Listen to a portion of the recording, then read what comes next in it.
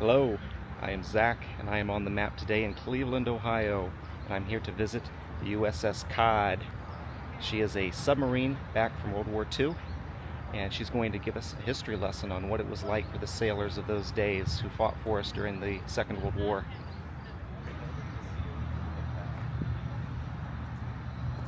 And you are welcome to join me.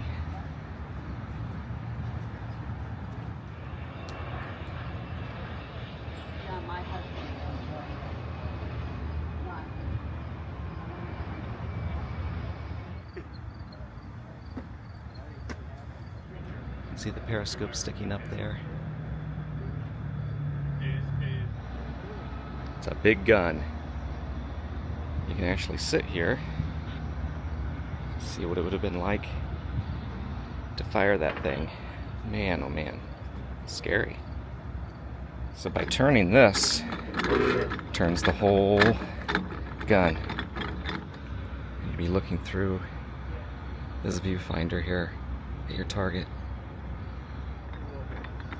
Could you imagine sitting out here on the deck of this ship with airplanes firing at you? There's nothing here to protect you. I mean, you got a gun, but man oh man. This may be a little hard to see here on the video, but there's a little bit of a curve here to the decking on the floor, and this plaque here says that these were caused by Japanese depth charges during a war patrol, that more severe damage would have been fixed at the time, but still bears some scars. The sign here says that this is a bullet hole from a Japanese aircraft. Longest 1945.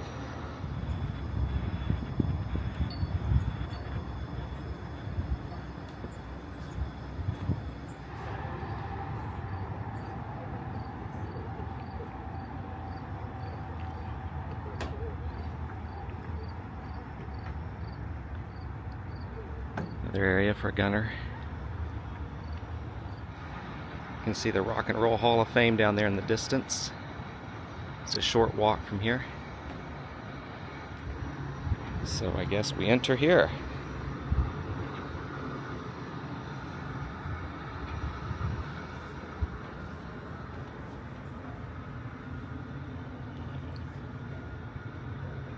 So I suppose that this would have been underwater, this whole area that we're standing in, because it has clearly a watertight door here where you enter. Okay, let's see what it's like.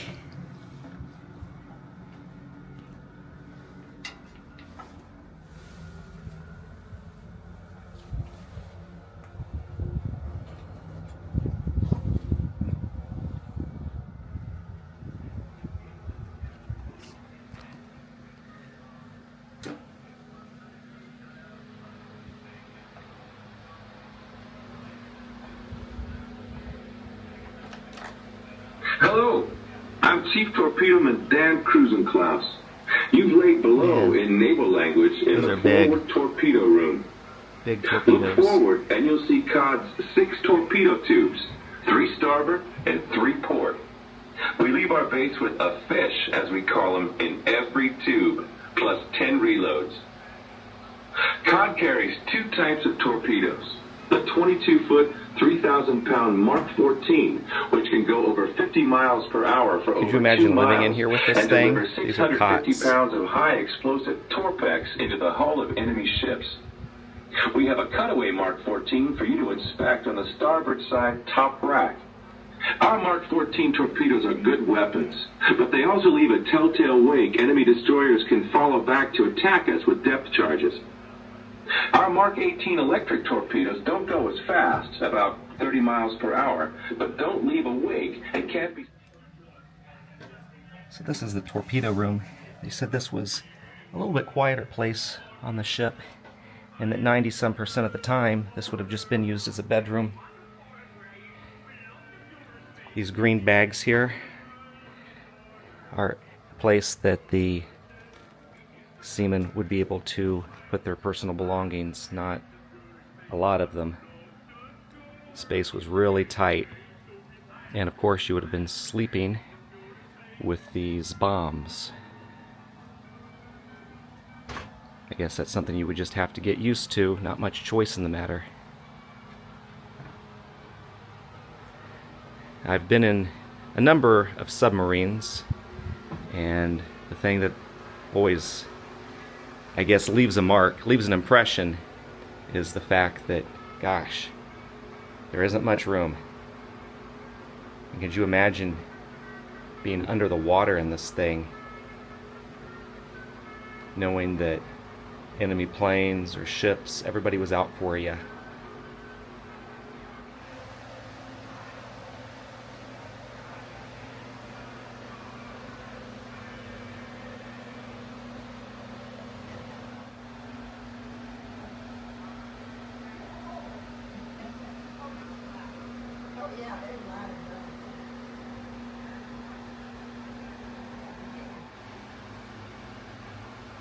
Down here.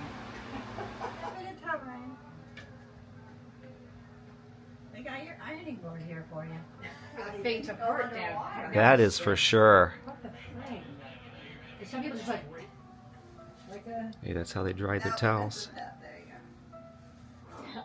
You've laid below in naval language in the forward So in the torpedo room, they have This steps over in the bottom. a picture. I always love pictures like that where they show, take you back in time. It is cool down. We also need to be ready to go. Yeah, I can't even imagine. Use every little last bit of space for storage. The truth is, 90%.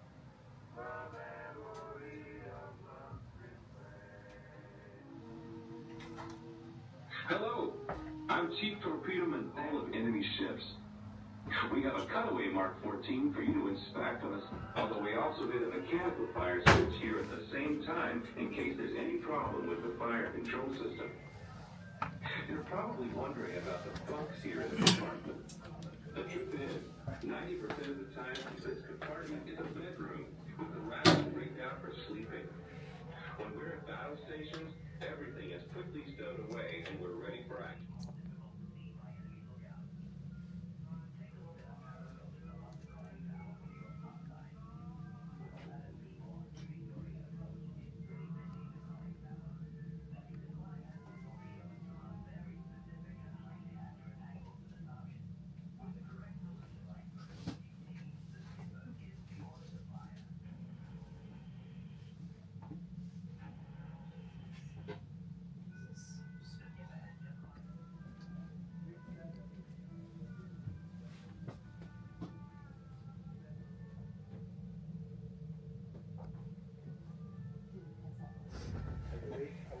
Kitchen here, Oh, and this is where like the general.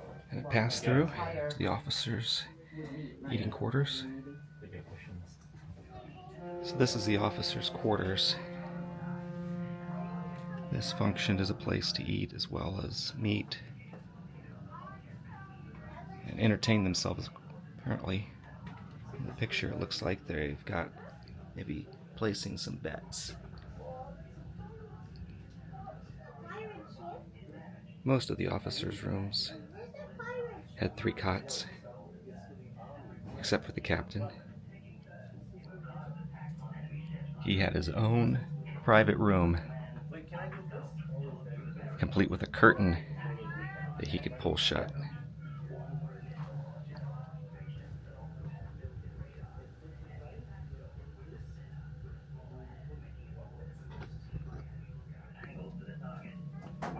Sacrifices had to be made in time of war. Let's go. Chief petty officers had 5 cots in their cabin. And how did they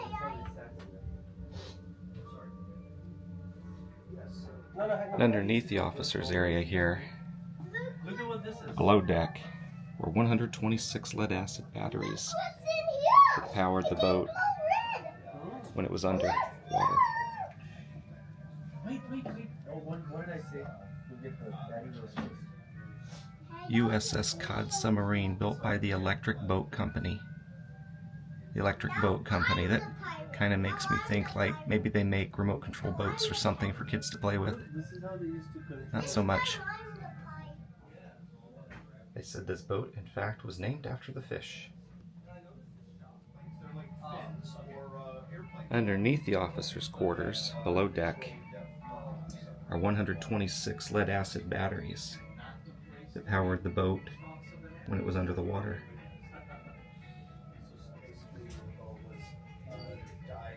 It isn't lost on me that these are basically kids. You had to grow up quick.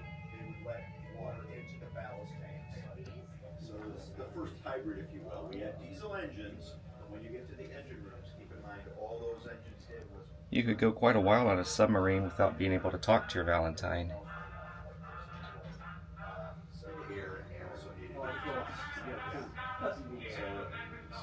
So those would be basic air maneuvering speed, about 2 knots. You had to keep some forward movement going over your control surfaces. Yeah. In theory, 2 times both to go to dry dock. The last one was in 2021, so just 3 years ago. But it was under tow. You had to, but it's not, there's no propellers on it. We have no batteries. The generators are decommissioned. Although the engines all work. In fact, we had you for them.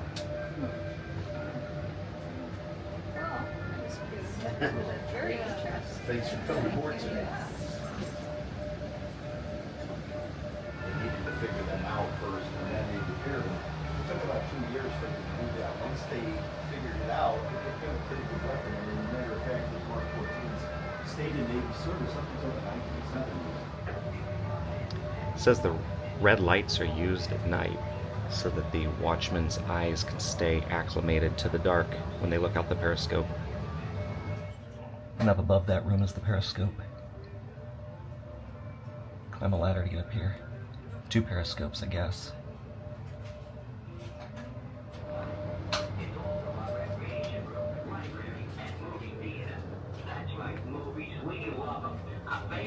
Well, that one with Humphrey Bogart and Lauren Bacall, the have and have not.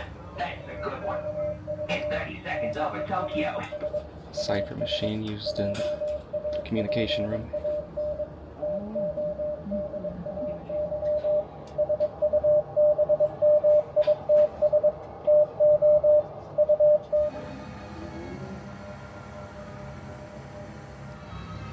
I don't know what the food tasted like, but it seems like they ate pretty well. Sirloin strip steak for lunch. Chicken a la king over noodles for dinner.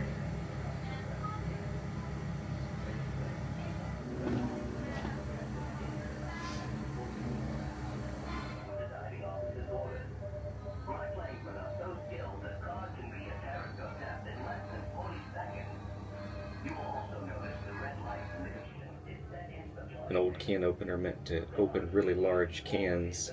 I can remember having one of these mounted to the countertop in our church kitchen when I was a kid. I would go in and grab the handle and just twirl it around out of boredom.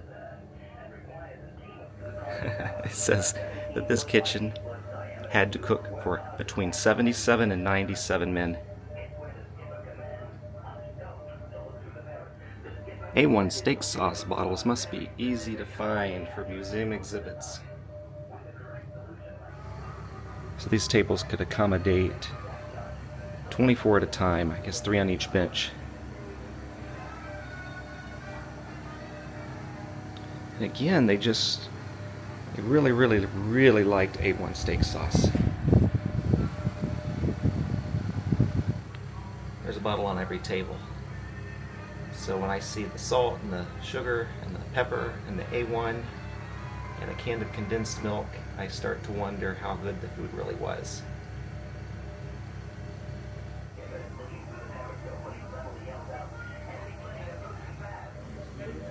So they said up to 97 people would be on board. Subtract the officers out of that. Let's just say that there were 75 crewmen outside of the officers, and this could accommodate 24 people. So that's 3 servings. You have to serve 3 times for 1 meal, and there's 3 meals a day. So that was a busy cook.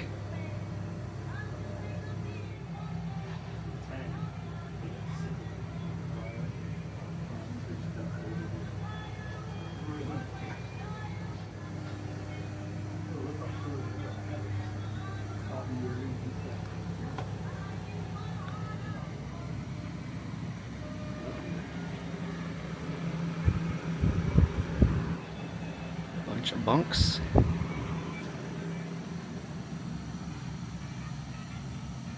If it wasn't bad enough that you had all these guys sleeping in the same area with you, this was a hallway. So you potentially have people coming back and forth through right beside you all night long, or whatever your night was. A shower back there, a couple sinks, looks like that's a washing machine. And 1 toilet up here for all those guys.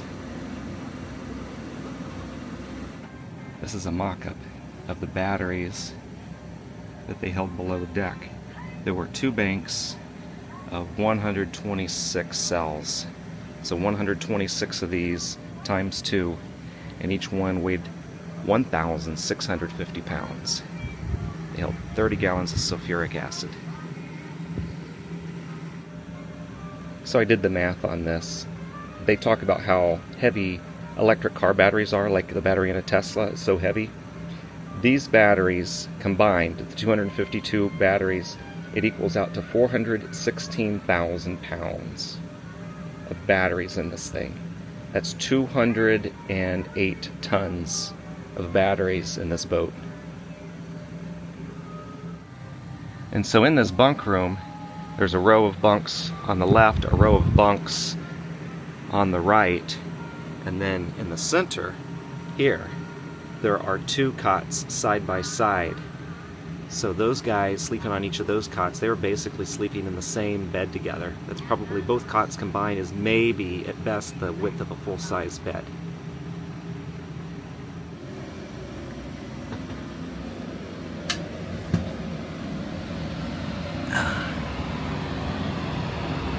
Okay, looks like this is the engine room.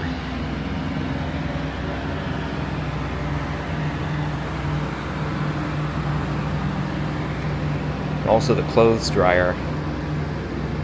Probably the engines were putting off a whole lot of heat, so that probably was a good way to get them dry in a hurry.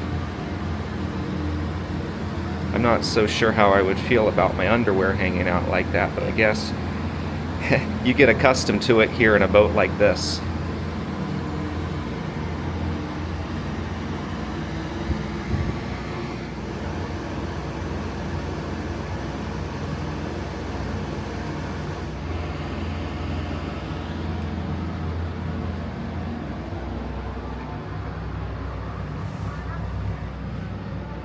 Oh, there's 2 engine rooms. I guess that was the forward engine room. This is the aft engine room.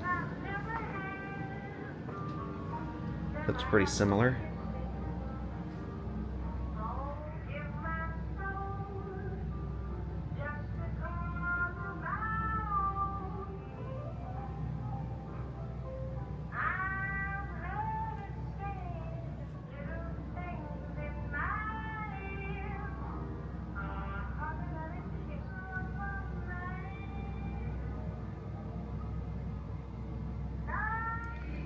If you had a very big project, you'd need to find a bigger workspace.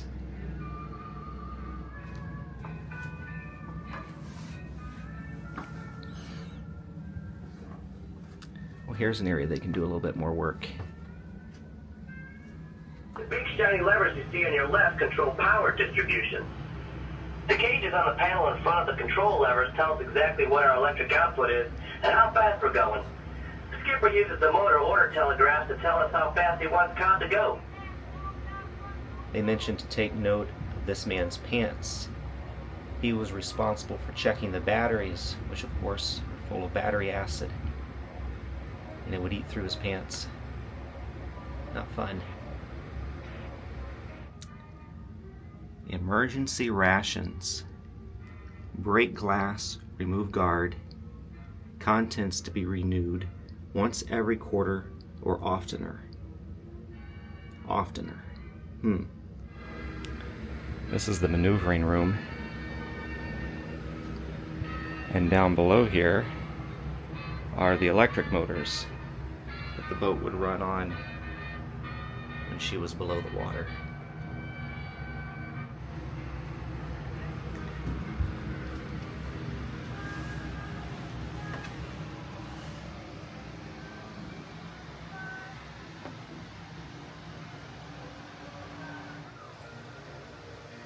A Momsen lung. I have not heard of this before. So each sailor on board had one of these, and there was a CO2 absorbing chemical inside this bag.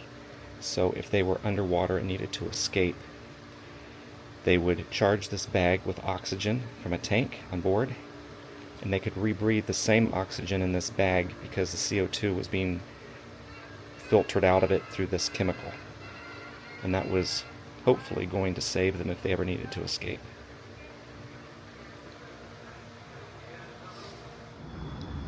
So that's the hole I climbed out of. This is a pretty neat experience. I would say on this particular sub I was able to spend more time than I was on some other subs that I've been on. I wasn't being hurried along in any kind of group. So I was able to stop and read and think about these guys that were on this boat. What life must have been like.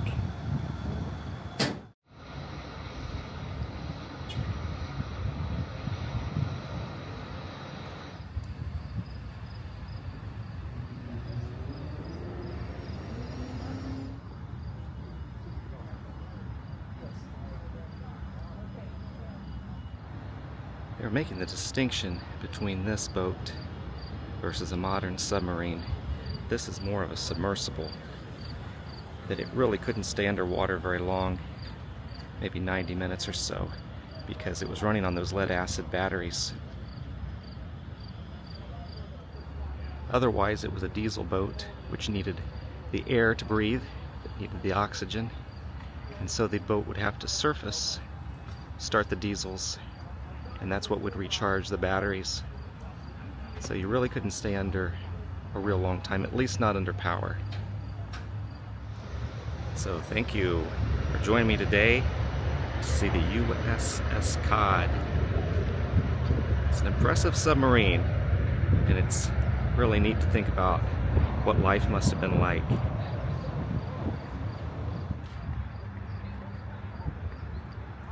Most of the men who sailed this boat in World War II are of course no longer with us in 2024. They sure did make a sacrifice for us. I'm glad that this boat is still here to be able to help us understand their story, what they went through. And from here in Cleveland, I'll see you down the road.